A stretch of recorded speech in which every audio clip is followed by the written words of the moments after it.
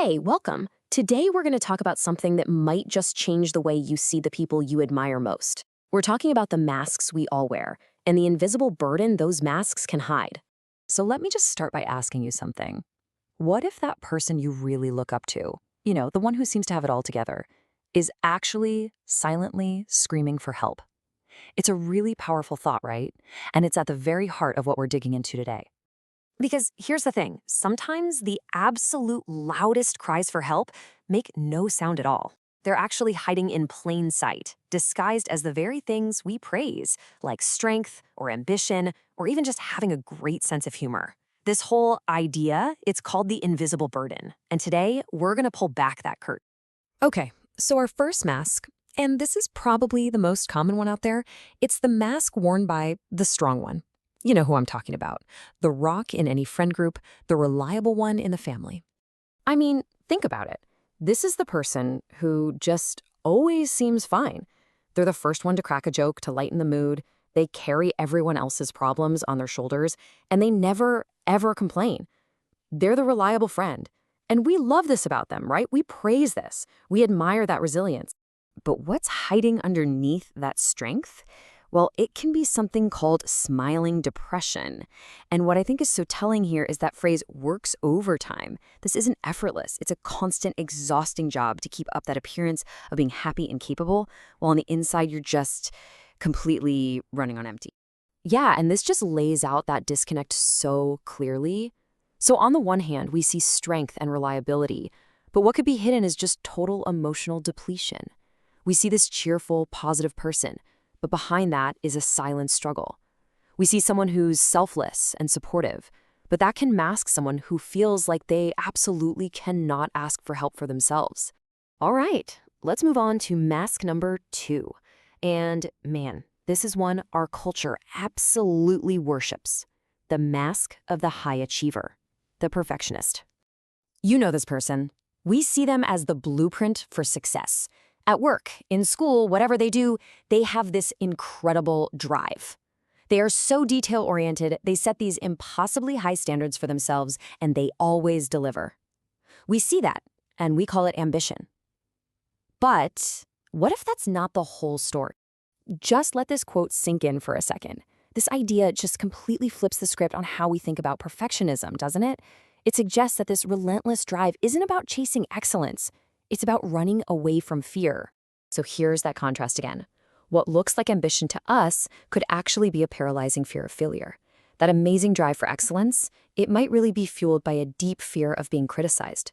And those high standards, they aren't always about being great. Sometimes they're about trying to win this exhausting internal battle for approval. So the performance, it's flawless, but the person behind it, they're terrified. Okay, our third mask might be the trickiest of all because it's wrapped in laughter. This is the mask worn by the life of the party, the comedian of your friend group. You know exactly who I'm talking about. They're always ready with a joke. Their timing is just perfect. They can take the most tense situation and make it lighter with just one sentence. Their entire identity seems built on making everyone else feel good. And this isn't just some old cliche, the crying clown. No, it's a real psychological concept called the sad clown paradox. It's the idea that the person who is a master at making other people laugh might be using that exact skill as a tool, a really sophisticated tool, to hide their own pain from everyone. And this right here, this explains the how. Humor becomes a wall.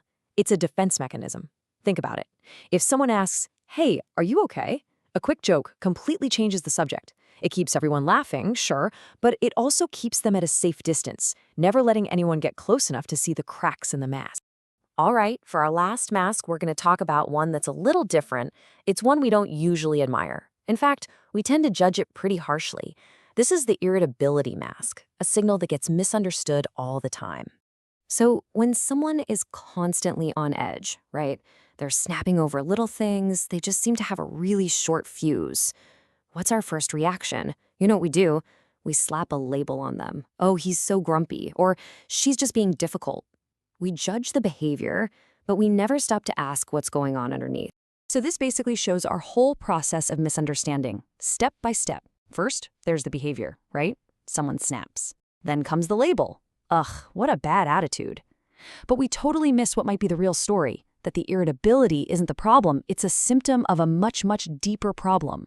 And you see this mask a lot, especially with men and teenagers. And if you think about it, these are groups who are often taught to kind of bottle up sadness, so anger or irritability feels like a more acceptable way for those feelings to come out. That so-called bad attitude could actually be masking severe depression or just overwhelming anxiety that has no other escape route. Okay, so we've walked through all these different masks. What's the big takeaway here? How do we start to see beyond these performances? So just to recap, we've looked at 4 really powerful masks today. We have the strong one, who might be totally depleted, the perfectionist, who's actually driven by a fear of failure, the comedian, who's using humor as a shield against pain, and the irritable one, whose anger could be a sign of depression or anxiety. So here's the bottom line. The most important thing is that we have to learn to look past the performance and see the human being behind the habit. It's all about this fundamental shift, moving away from judging someone and moving towards just getting curious about what might really be going on.